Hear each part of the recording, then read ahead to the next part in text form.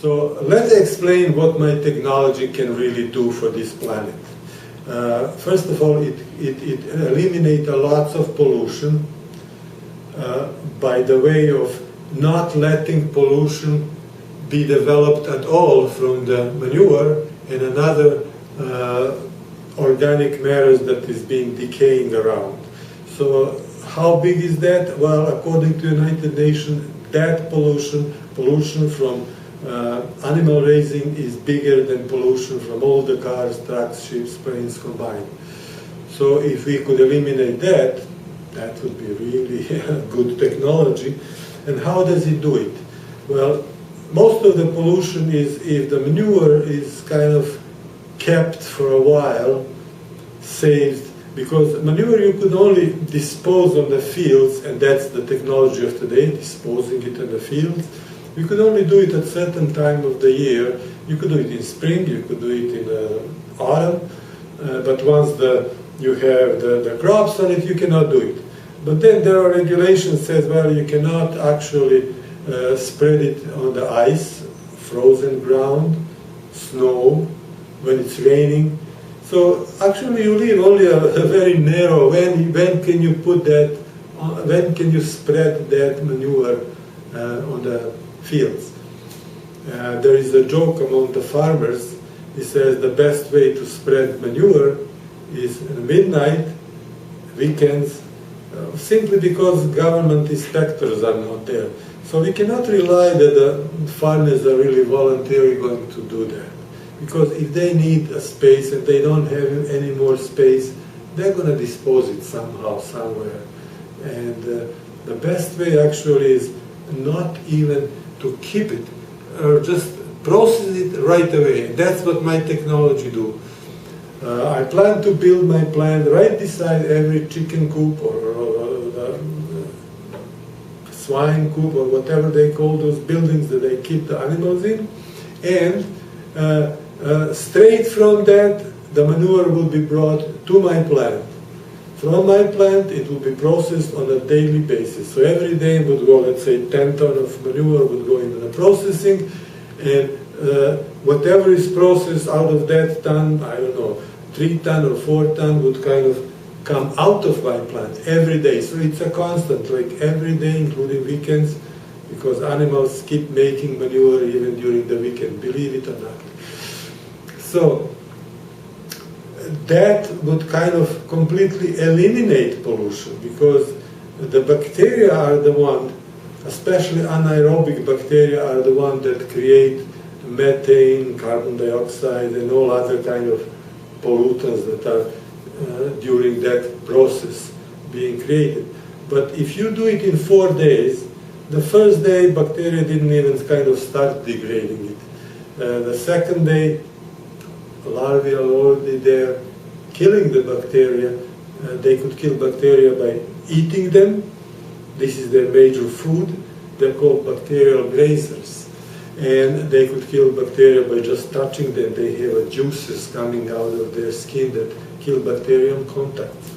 So there is no more kind of degradation of that. The manure is being eaten and transferred into the fertilizer. And fertilizer is quite stable. It could stay for years without changing composition or anything. So basically what you have is you completely stop polluting air by bacterial decomposition. So there would be no more air pollution. So this is air pollution. How about water pollution? Well, if you spread the manure, as I say, especially if it's rain, or the rain would kind of just put it into the water, and the water would be polluted. It's either underground water, that if it stays long enough, it would just penetrate below the root level, so the plant would no longer be able to absorb it, and go down to the underground water and pollute it. So that's actually what happened in Walkerton. And another way of polluting water is just little rivers, little creeks are taking it to the bigger rivers, and those little creeks are being fed by the water from the fields, and if the fields have raw manure, it's easily kind of contaminated, and that's how the whole water, either underground or above ground, is being polluted by the manure. What happened with the fertilizer that I developed is that it is not readily soluble in water. It would stay there until bacteria eats it and degrade it. And bacteria would actually deliberate the nutrients to the plants. So it could stay there in the soil, but it would not go anywhere by water or by any other means until the bacteria kind of eats it. And bacteria work faster if the weather is warmer. So does the plants. So Mother Nature kind of balances those things. So the plants in the spring start blooming and needing more nutrients, and the bacteria also wake up in the spring, and they start degrading organic matter within the soil, which would be my fertilizer, and feeding the plants. And if it cools down, well, the bacteria kind of slow down, and the plants slow down. So everything is balanced. So kind of nutrients would not escape anywhere under the ideal conditions, of course. So this is how we would stop practically the water pollution. The underground water would not be polluted because the plants would be able to absorb all those nutrients that bacteria would deliberate in time, and the water would not easily wash the material because the material would be kind of incorporated into the soil and would stay there until the bacteria degrade it. What about soil pollution? Well, we have polluted soil with manure because what happened is the Mother Nature has certain formula for the plants, and that is not designed for the plant. No, the plant simply adapted their metabolism to whatever was available. So in the last 500 million years or more, the fly larvae were doing the same thing. They were actually degrading the organics and producing organic fertilizer, same way millinator technology produces organic fertilizer now. So it means the plants are used to that formula. Everybody talk about formula. Well, this is Mother Nature's formula. So the animals drops it, the fly larvae are there, they degrade it in a few days, and whatever is left is actually a millinator fertilizer. So that is usually, let's say, in a case of chicken fertilizer, is let's say about 6 to 7% of nitrogen, and about 4% of phosphorus, phosphor pentoxide, and about 3% of kalium, or as you call it here, potassium oxide. So that formula plant used for millions of years, billions, let's say. And that formula is kind of within their metabolism. And now when we put manure in a storage, what happened was the anaerobic bacteria are there, they're degrading it, but there are no plants to absorb it. Even if there are a few plants over there, I mean, we have over there tons of manure, huge piles of manure. It's impossible even to grow plants over there. But anyway, they are kind of deliberating methane, they're deliberating ammonia, they're deliberating oxide, nitrogen oxide. Those are all gases that we don't want to have in it. But they are deliberated, they go out of the fertilizer. So what is left in the fertilizer is phosphorus, kalium, sulfur, which do not go away during the storage of that manure. So then it comes the spring and the farmer says, okay, now let's spread it. Let's analyze manure. They analyze it for the nitrogen. This is the basic nutrients. So there is no more 7% of nitrogen. There is maybe 1% of nitrogen. The rest of that is gone in the atmosphere. So they say, oh, now we need so many nitrogen per hectare. Yes, but you have degraded the nitrogen inside that mass, but you did not degrade the phosphorus. So in order to get enough nitrogen, you have to add lots of phosphorus together with it. So you have 10 times more phosphorus sometimes, 5 times more phosphorus inside that fertilizer, which is called compost. So So the compost is actually, you just degraded the things that you needed the most, nitrogen. So what happened is, in order to have enough nitrogen, you have to add much more phosphorus. And as you know it, phosphorus has become pollutants now, pollutants of our soils. There are areas around Chesapeake Bay that they even forbid selling phosphorus fertilizer, even for the grass, because they have so much phosphorus in the soil that phosphorus is no longer fertilizer, it becomes a poison, poisoning the soil. So if you would use a fertilizer that made by my technology, all the nitrogen would be there. So if the farmer would calculate, he's got analysis, is okay, I have 7% nitrogen. Oh, I don't need 7 tons per hectare or whatsoever. I only need 1 ton per hectare. It means you're adding less phosphorus as well. So it's a perfectly balanced. Plant would eat as much of one, as much of another, and in the end, plant would deplete both phosphorus and nitrogen, because that's what's in their metabolism. You could have a lot of meat and eat meat, but if you don't have any bread, then you have a problem. So if you eat meat and bread together, if you get what your organism needs, you will be okay. Same thing with the plants. Yeah, they need phosphorus, they need nitrogen, but they need them in certain percentage. Otherwise, they're going to just not finish all the bread. They're just going to eat as much bread as they want to eat. So this is the situation. How could my technology prevent the soil pollution?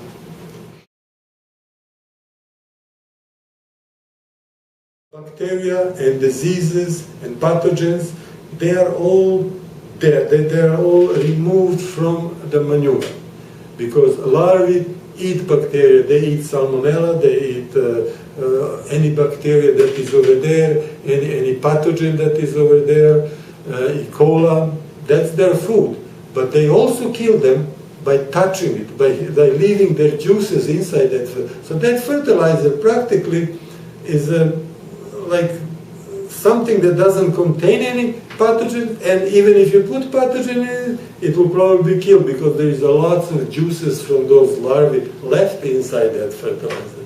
So it would actually keep the Mother Nature more healthy, how would I say. The Russian scientists that I heard about this technology about, they told me that when they were feeding the larvae to the chickens, all of them survive. Usually they lose 5% for different reasons. All of them survive. They did not lose the feathers, and they did not pick each other, because they have everything they need in that protein. If you feed, let's say, chicken with what we are feeding them now, mostly it's a fish meal, well, the gulls are okay with fish, but chickens, no. They are used to eat little bugs. They go to the manure to scratch, to find those pupas and those larvae to eat, and their metabolism is satisfied, they're healthy and everything. So this is what happened with this. It would prevent, we might not have to add antibiotics inside the feed for the pigs, chickens and other animals. You just give them the natural antibiotic. This antibiotic, what they have, I call it antibiotic because I don't know what it is, but whatever substance those larvae contain, that is keeping them healthy and thriving within the worst situation. They live into the world full of fungi, full of bacteria, full of pathogens, and who knows what else, and they survive. It means they have something in them to keep them surviving, and that something is going to be probably future antibiotic for human race, because that something actually kills superbugs. And superbugs are the bacteria that are already adapted to our antibiotics.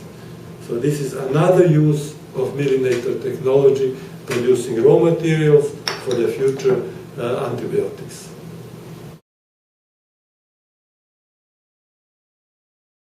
About oil production. Well, I had a company who came to me and says, well, we need fertilizer that could be liquid so that we could produce algae which produce oil. Because There are some algae, they are microscopic, but they have a 50%, up to 50% of oil in them, and they reproduce very fast. Apparently, in the perfect condition, every 8 hours they double the mass. So this is the oil production that is really fast. But they need fertilizer that is soluble in water, which my fertilizer is partially soluble in water, and only to help plants at the beginning, before the bacteria start eating the rest of the fertilizer. Everything is kind of balanced by Mother Nature. I didn't balance it myself. That's how it is. So when you put organic fertilizer, usually you have to wait until bacteria come and start eating it and deliver it. Mine, as soon as I put it, they have a few percent of readily available to the plants. So the plants thrive after the first moment, and later on the bacteria take over and balance the thing with the plants. They will deliver nutrients to the plants from the fertilizer that is not soluble. So I was trying to make fertilizer that would be soluble for the purpose of making of oil out of algae. So they were very excited about that. They said, well, we're going to buy everything you produce. But the problem is, I told them, you don't have to buy what I produce, because that what I produce will be feeding the humans. All you have to do is use my technology on the residue of whatever. Well, after you squeeze the oil, you will have some organic residue, and that you feed my larvae with it, and they will produce fertilizer for you to go with in a cycle. They said, oh my God, we have a closed cycle now. They were very excited about that. So this is when I started actually working on the fertilizer that is more soluble in water. It means I'm getting compound that is more soluble. So I was experimenting in it. That's why you could see here, I have a light one and a dark one. Apparently the dark one is more soluble in water. So this is the next project. So the production of oil is going to be for sure made out of algae, because you could do it in a desert, you could do it anywhere, as long as you don't you have lots of sun, or you could use artificial light, and you have water, and you have millinator fertilizer, and you have the whole cycle kind of connected, producing oil. So this is another possible use of my technology in the future.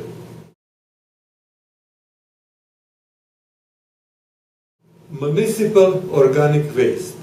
Now that is a big problem for every big town. We all know it, and we all know what kind of problems politicians have to find where to throw the garbage. Nobody wants to throw the garbage in their neighborhood to pollute their underground water and things like that, and smell and polluting the air and everything else.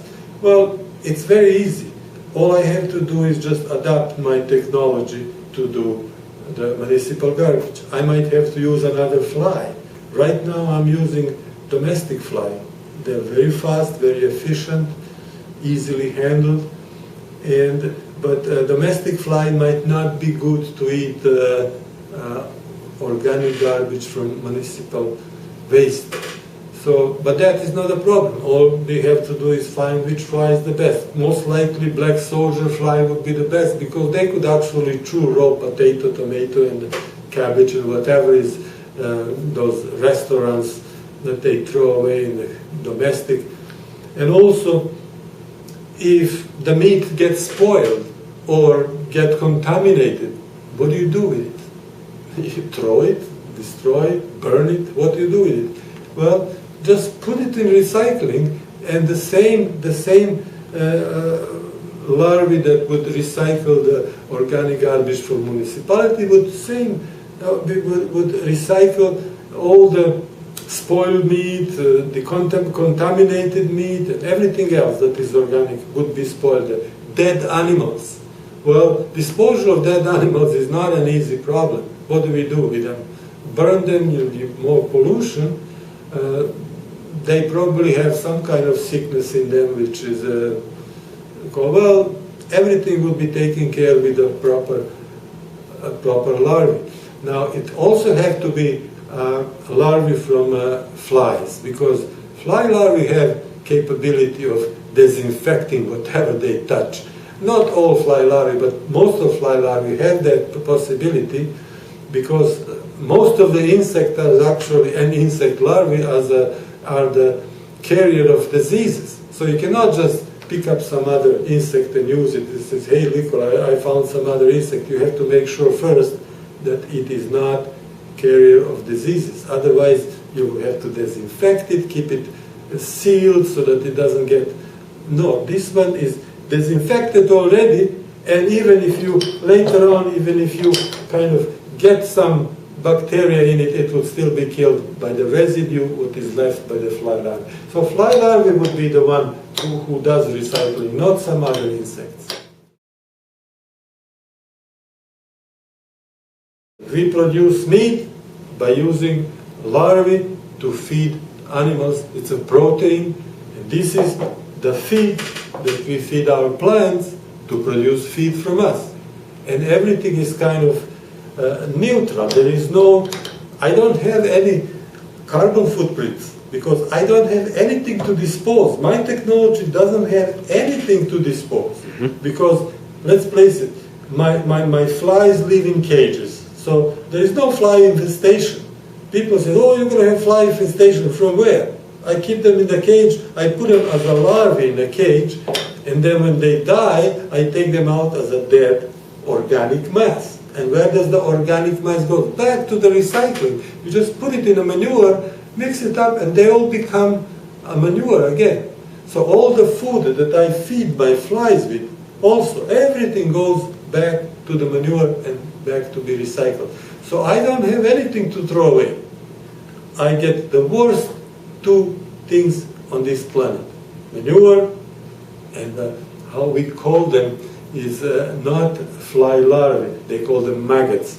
They don't like that. They complain when I call them maggots, so I call them fly larvae.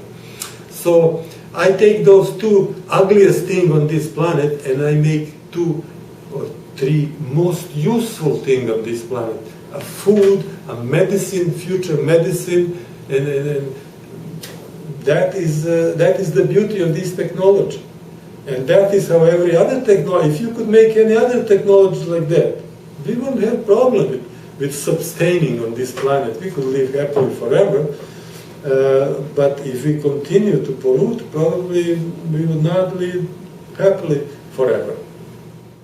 As I used to say that long after Alberta tar sand become just a sand, we spend all the oil, my technology is still going to be here because we are always going to have a food to eat, to produce food, and all those leftovers, all those waste would be simply just recycled, the same way Mother Nature recycling.